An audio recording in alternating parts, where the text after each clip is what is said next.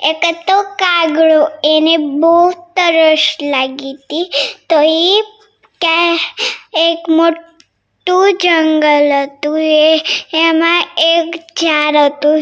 ત્યાં આમ તેમ ફાફા મળ્યા પણ ક્યાંય પાણી મળ્યું નહીં. પછી એને એક નીચે જોયું તો એક માટલું હતું. તો એ ઉડીને માટલા ઉપર બેસી ગયો. તો એને પાણી તો નીચું છે, હું કેવી રીતે પીશ?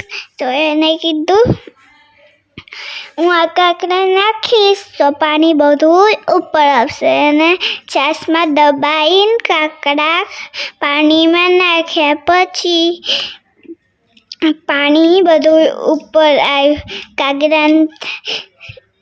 કાગડા ભાઈ તો પીને ઉડી ગયા.